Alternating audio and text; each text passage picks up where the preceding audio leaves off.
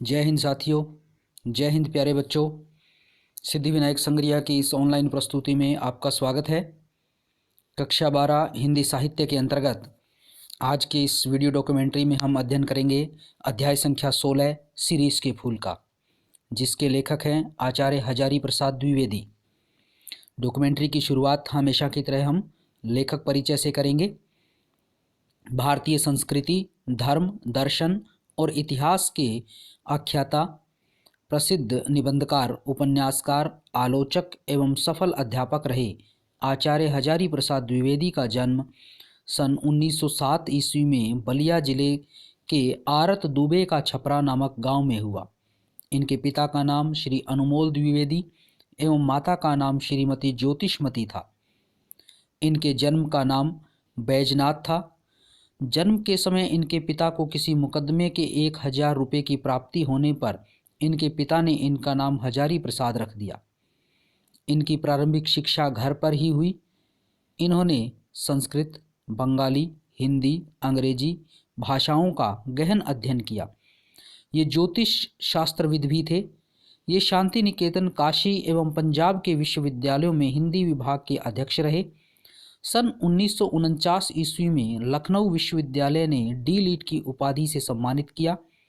सन 1957 में भारत सरकार ने इन्हें पद्म भूषण से अलंकृत किया। 19 मई 1979 को आपका देहावसान हुआ। द्विवेदी जी का साहित्य संबंधी दृष्टिकोण अत्यंत व्यापक एवं उदार है। उनका मानना है कि साहित्य मानव सापेक्ष है।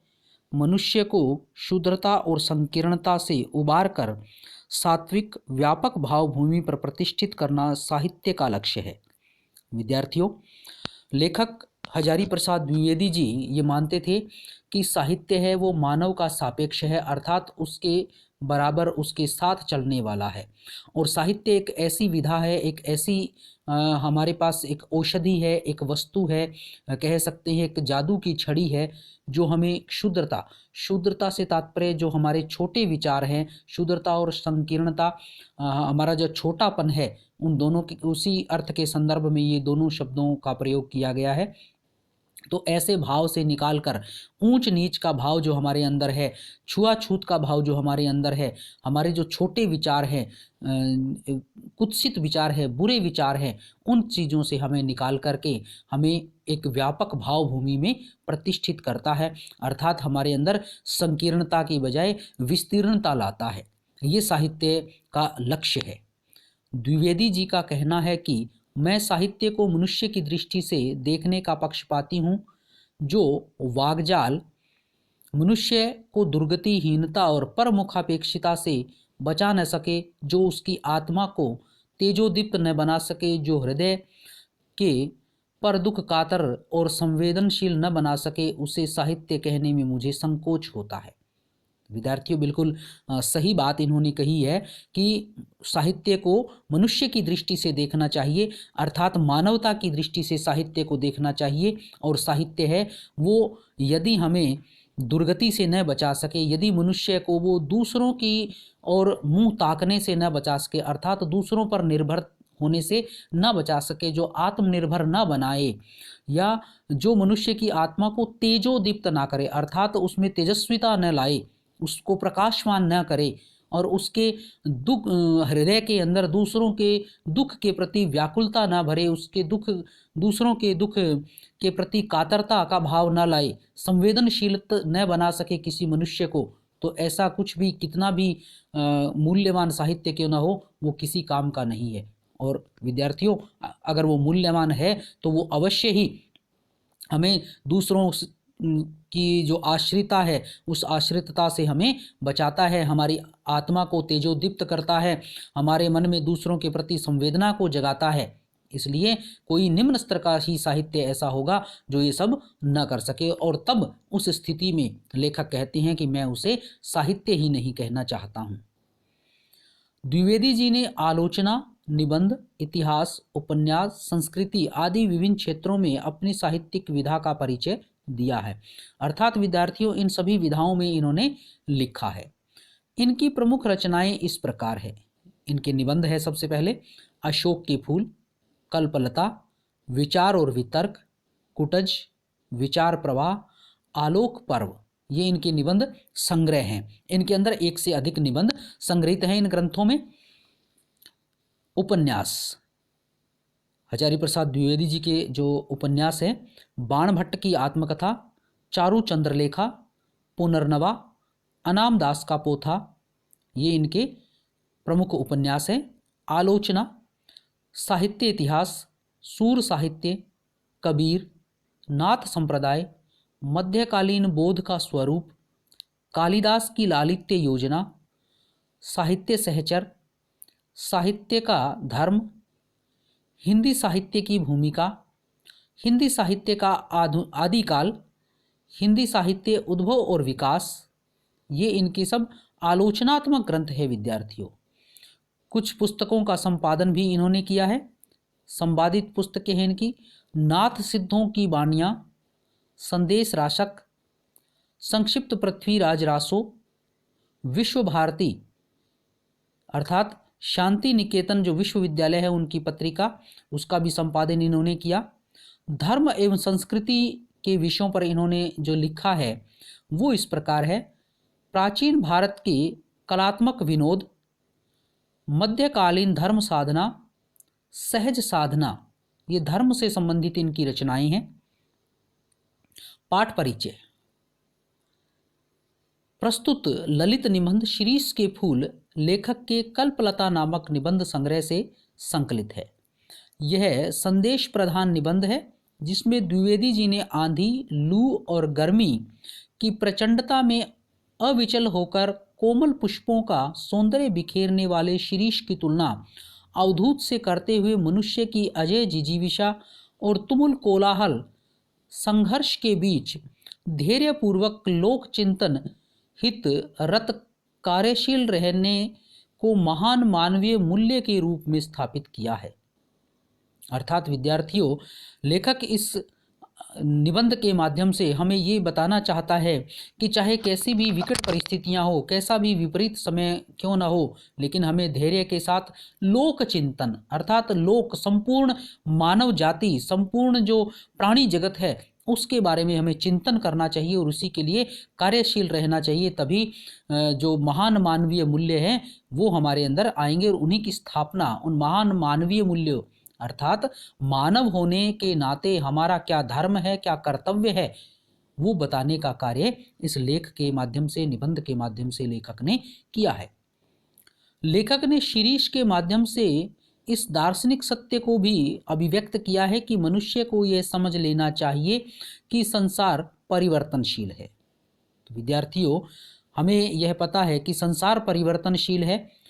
संपूर्ण सृष्टि में सतत लगातार परिवर्तन चलते रहते हैं और ये प्रकृति का ऐसा नियम है जो अपरिवर्तनीय है। परिवर्तन सृष्टि का नियम है, लेकिन ये नियम है वो अपरिवर्तनीय है, परिवर्तित नहीं होता है। तो ये भी हमें यहाँ बताया है लेखक ने। और परिवर्तन की गति के अनुरूप अपने को ढाल लेना ही अच्छा है। जैसे जैसे समय बदल रहा है, जैसे जैसे परिस्थितियाँ बदल रही है, उसके अनुरूप यदि हम स्वयं को ढाल लेते हैं तो ये हमारे लिए बहुत ही अच्छा है। संसार का सत्य यही है कि जो वस्तु एक दिन पल्लवित और पुष्पित हुई है उसका झड़ना निश्चित है, कि संसार में आज जो चीज़ें फल फूल रही हैं वो कल को समाप्त भी हो जाएंगी।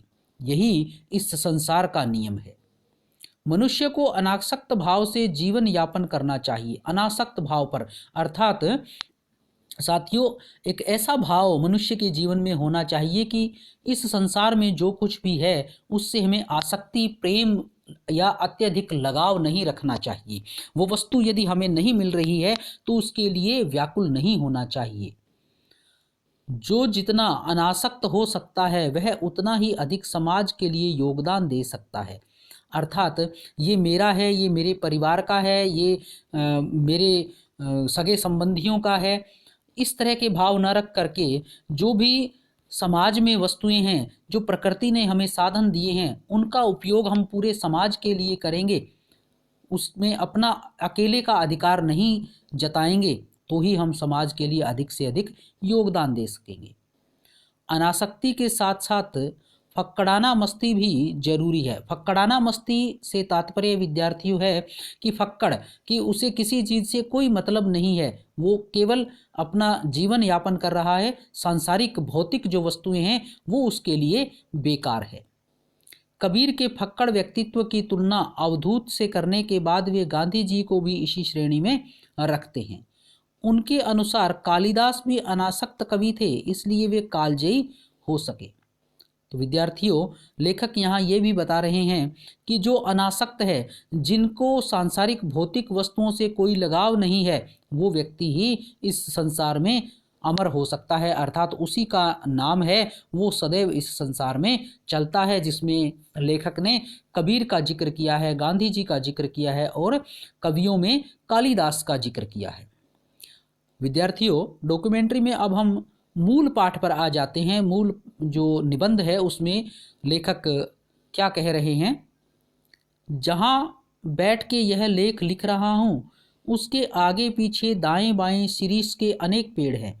जेठ की जलती धूप में जबकि धरित्री निर्धूम अग्निकुंड बनी हुई थी, शिरीष नीचे से ऊपर तक फूलों से लद गया था।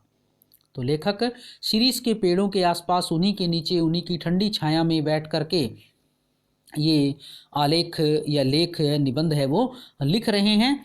और शिरीष का फूल साथियों बड़ा ठंड देने वाला होता है, उसके नीचे बड़ी ठंडक होती है, और इसलिए जब जेठ के महीने में, जिसे अंग्रेजी भाषा के हिसाब से कहें मई, जून और जुलाई का जो महीना होता है, उसके आसपास जो भयंकर गर्मी होती है हमारे देश में, उसमें ऐसा लगता है कि धरती है वो बिना धुएं का अग्निकुंड बन गया है।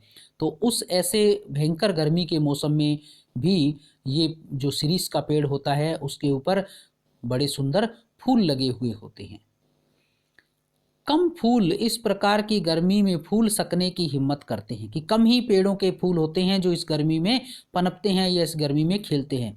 कर्णिकार, जिसे वन चंपा कहा जाता है, आरगवद यानी अमलतास की बात मैं भूल नहीं रहा हूँ, वे भी आसपास बहुत है, लेकिन शिरीष के साथ आरगवद की तुलना नहीं की जा सकती। लेखक कहता है कि इस मौसम में, इस भयंकर गर्मी में कर्णिकार और आरगवद यानी अमलतास, इनके भी फूल खिलते हैं, लेकिन जो शिरीष के फूल हैं या शिरीष का पेड़ है उसके साथ आरगवद की तुलना या अमलतास की तुलना नहीं की जा सकती। क्यों नहीं की जा सकती, ये आगे लेखक बताएंगे। वह 15-20 दिन के लिए फूलता है, वसंत ऋतु के पलाश की भांति, कि जैसे वसंत ऋतु जब आती है तो पलाश के फूल 10-15 दिनों के लिए खिलते हैं, वैसे ही जो अमलतास है उस पर भी 10-15 दिनों के लिए ही सुंदर फूल लगते हैं। कबीर दास को इस तरह 15 दिन के लिए लहक उठना पसंद नहीं था। यह भी क्या कि 10 दिन फूले और फिर खंखड़ के खंखड़, दिन 10 फूला फूल के खंखड़ भया पलाश। अर्थात लेखक कहना चाहते हैं कि संसार है वो परिवर्तनशील है, परिवर्तन उसका नियम है, तो लेकिन इस संसार में अनासक्त भाव से रहना चाहिए। पलाश के फूल की तरह नहीं है कि 10 दिन के लिए खिले और फिर मुरझा गए। यानी संसार में समस्याएं आती हैं सांसारिक जीवन में, तो उनको देख करके पीछे नहीं हटना चाहिए, डरना नहीं चाहिए। फूल है शिरीष, तो लेखक शिरीष को ही फूल मानते हैं। वसंत के आगमन के साथ लहक उठता है, आषाढ़ तक तो निश्चित रूप से मस्त बना रहता है, मन रम गया तो पूरे भादों भी निर्घात फूलता रहता है। अर्थात विद्यार्थियों, शिरीष का फूल ऐसा है जो कि जब बसंत का आगमन होता है, बसंत ऋतु आती है, उसी समय इस पर शिरीष के ऊपर फूल खिलने लगते हैं, और आषाढ़ का महीना जब तक नहीं पूरा होता है तब तक वो निश्चित रूप से बने ही रहते हैं, खिले ही रहते हैं, और कभी कभी तो ये भादों के महीने तक भी इसी तरह से खिले हुए रहते हैं, बिल्कुल भी मुरझाते नहीं हैं, अर्थात ये कई महीनों तक बने रहते हैं। जब उमस से प्राण उबलता है और लू से हृदय सूखता रहता है, एकमात्र शिरीष कालजयी अवधूत की भांति जीवन की अजेयता का मंत्र प्रचार करता है। तो साथियों, लेखक कह रहा है कि जब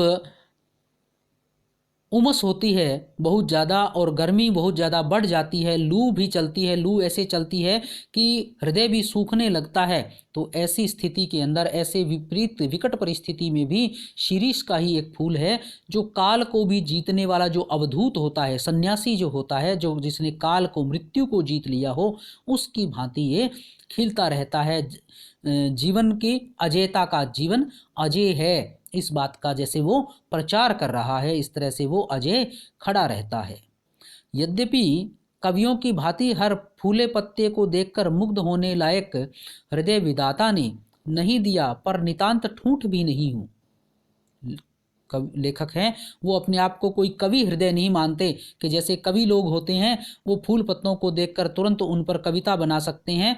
लेखक कहते हैं कि मैं वैसा तो नहीं हूँ कि मैं तुरंत कविता बना सकूं या कोई कविता इन फूल पत्तों पर लिख सकूं, लेकिन मैं बिल्कुल ठूंठ भी नहीं हूँ, अर्थात मेरा हृदय ऐसा भी नहीं है कि मेरे मन में कोई भाव इन पेड़ पौधों को देखकर, हरियाली को देखकर न आते हों। शिरीष के पुष्प मेरे मानस में थोड़ी हिल्लोल जरूर पैदा करते हैं कि शिरीष को के फूलों को जब मैं देखता हूँ तो मेरे मानस में, मेरे हृदय के अंदर कुछ हिलोर आती है, कुछ भाव उत्पन्न होते हैं। शिरीष के फूल बड़े और छायादार होते हैं। माफ कीजिए, फिर से सुने। शिरीष के वृक्ष बड़े और छायादार होते हैं। पुराने भारत का रईस जिन मंगल जनक वृक्षों को अपनी वृक्ष वाटिका की चार दीवारी के पास लगाया करता था, उनमें से एक शिरीष भी है। लेखक लिखते हैं कि प्राचीन काल में भारत के जो धनाढ्य लोग थे वो अपने घरों में, अपनी हवेलियों के, अपने वाटिका के अंदर जिन पेड़ों को लगाते थे उन पेड़ों के अंदर शिरीष भी शामिल था। अर्थात प्राचीन भारत में शिरीष के वृक्ष को अत्यधिक महत्व दिया जाता था।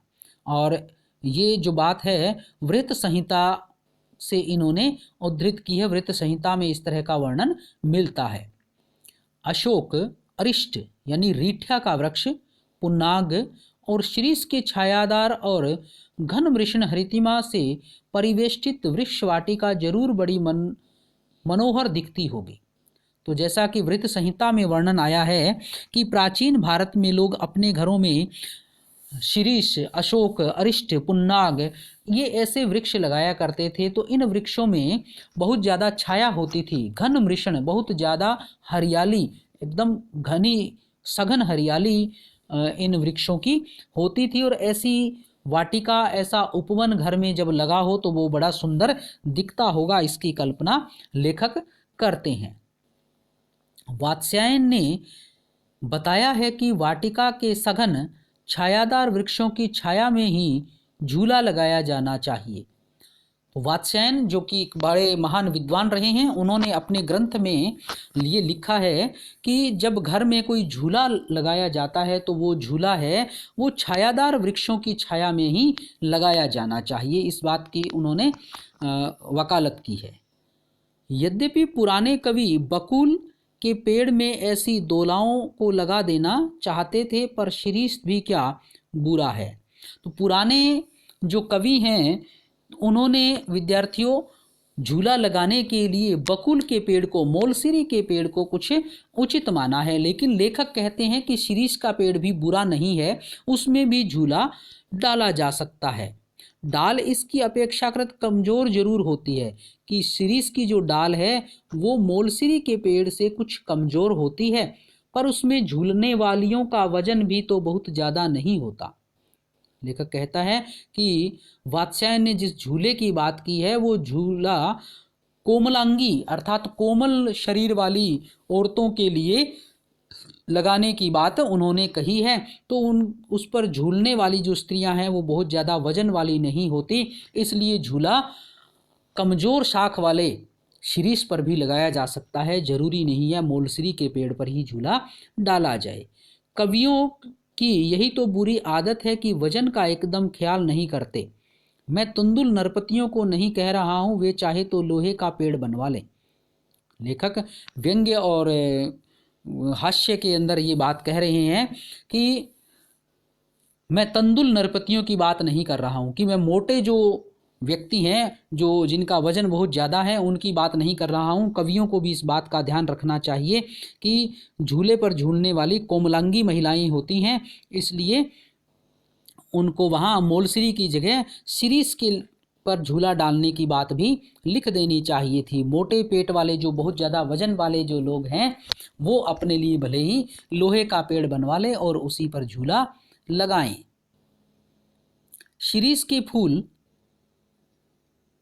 संस्कृत साहित्य में बहुत कोमल माना गया है। शिरीष के फूल की बात की जाए विद्यार्थियों तो शिरीष का फूल है वो संस्कृत साहित्य में उसे बहुत कोमल पुष्प माना गया है शिरीष के फूल को। मेरा अनुमान है कि कालिदास ने यह बात शुरू में प्रचारित की होगी। उनका कुछ इस पुष्प पर पक्षपात था। कह गए हैं कि लेखक ये मानते हैं कि जो शिरीष के फूल हैं वो बड़े कोमल होते हैं। संस्कृत साहित्य में ये बात शायद कालिदास जी ने लिखी होगी, क्योंकि उन्होंने जिस तरह से इस पुष्प का वर्णन किया है उससे ऐसा लगता है कि वो इस पुष्पों में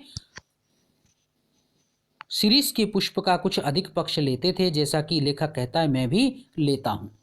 शिरीष के पुष्प केवल भंवरों के पदों का कोमल दबाव सहन कर सकता है, पक्षियों का बिल्कुल नहीं। पद सहित भ्रमर्ष्य पेलवम शिरीष पुष्पम न पुनः पततृणाम। अब मैं इतने बड़े कवि की बात का विरोध कैसे करूं?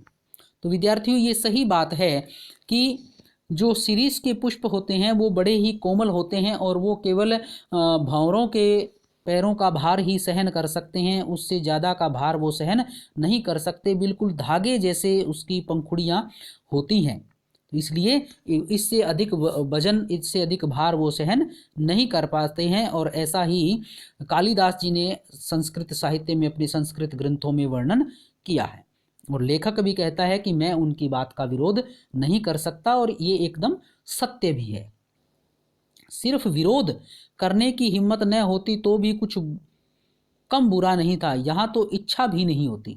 लेखक कहता है कि मैं विरोध नहीं करता, मेरी ऐसी हिम्मत नहीं होती, सिर्फ इतनी बात नहीं है, मेरी तो विरोध करने की इच्छा भी नहीं है कि मैं इतने बड़े कवि की बात की विरोध करूं, ऐसा मेरे मन में भी विचार नहीं आता है।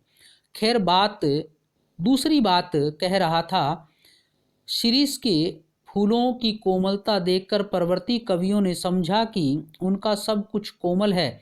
यह भूल है कि शिरीष के फूल हैं वो कोमल होते हैं, और उस बाद में कालिदास जी के बाद के कवियों ने ऐसा समझ लिया कि शिरीष में सब कुछ ही कोमल होता है। लेकिन लेखक कहते हैं ऐसा नहीं होता है। इसके फल इतने मजबूत होते हैं कि नए फूलों के निकल आने पर भी स्थान नहीं छोड़ते हैं। तो विद्यार्थियों, जो शिरीष के फल होते हैं अर्थात कुछ लंबी लंबी 1 फीट के लगभग लंबी लंबी फलियां इसके ऊपर लगती हैं, और वो इतनी मजबूत होती है कि पुनः अगले वर्ष जब नए फूल आते हैं तब तक वो टूट कर नीचे नहीं गिरते हैं। जब तक नए फल पत्ते मिलकर धकियाकर उन्हें बाहर नहीं कर देते तब तक वे डटे ही रहते हैं। अर्थात नए पत्तों के आने के कारण ही वो गिरते हैं। अगर नए पत्ते नहीं आए, नए फूल नहीं आए तो शायद ये गिरे ही ना। बसंत के आगमन के समय जब सारी वनस्थली पुष्प पत्तर से मरमरित होती रहती है, शिरीष के पुराने फल बुरी तरह खड़खड़ाते हैं। कि जब बसंत का आगमन होता है तो चारों तरफ नए नए फल पुष्प आते हैं, फूल खिलते हैं, नए नए पत्ते आ जाते हैं, और सारी वनस्थली, सारे जो वन हैं, जंगल हैं, वो सुंदर लगने लग जाते हैं। लेकिन शिरीष के ऊपर हैं वो पुराने ही फल, लंबी लंबी वो फलियां ही खड़खड़ाती रहती, क्योंकि तब तक वो सूख जाती है। मुझे इनको देखकर उन नेताओं की बात याद आती है जो किसी प्रकार जमाने का रुख नहीं पहचानते, और जब तक नई पौध के लोग उन्हें धक्का मारकर निकाल नहीं देते तब तक वे जमे ही रहते हैं।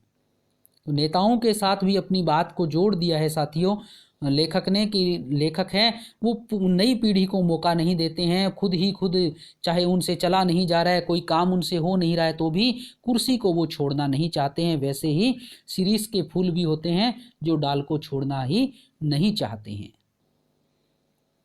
मैं सोचता हूँ पुराने की यह अधिकार लिप्सा क्यों नहीं समय रहते सावधान हो।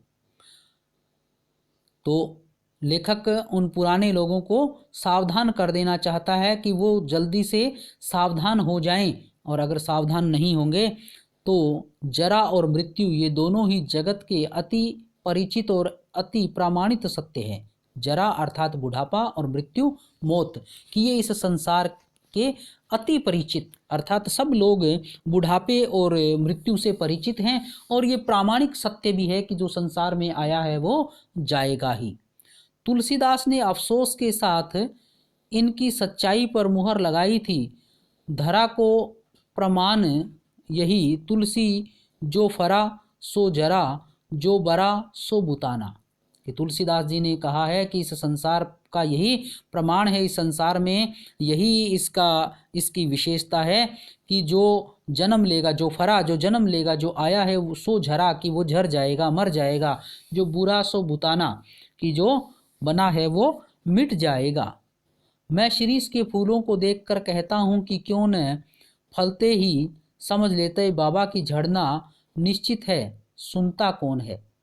लेखक हैं वो कहते हैं कि मैं इन शिरीष के फूलों को कहता हूँ कि जब ये फूलते हैं, जब ये आते हैं, तभी इनको समझ लेना चाहिए कि इनको झड़ना भी पड़ेगा, और ये समय रहते ही इन्हें वो अपना स्थान छोड़ देना चाहिए। तो विद्यार्थियों, साथियों, इस प्रकार लेखक ये बताना चाहता है कि जो भी इस संसार में आया है उसे जाना है। इसलिए जो नेतागण हैं, जो कुर्सी को छोड़ना नहीं चाहते हैं, 80-80, 90-90 वर्ष होने के बाद भी नई पीढ़ी को मौका नहीं देना चाहते हैं, उनको लेखक कहना चाहता है कि ऐसे लोगों को समय रहते ही चेत जाना चाहिए, समय रहते ही सावधान हो जाना चाहिए कि आने वाला समय है वो उनके लिए बड़ा विकट समय है। विद्यार्थियों, ये था आज की इस वीडियो डॉक्यूमेंट्री का पहला सत्र। मिलते हैं अगले सत्र में। दूसरा सत्र हम शीघ्र ही आरंभ करेंगे। तब तक के लिए धन्यवाद। जय हिंद, जय भारत।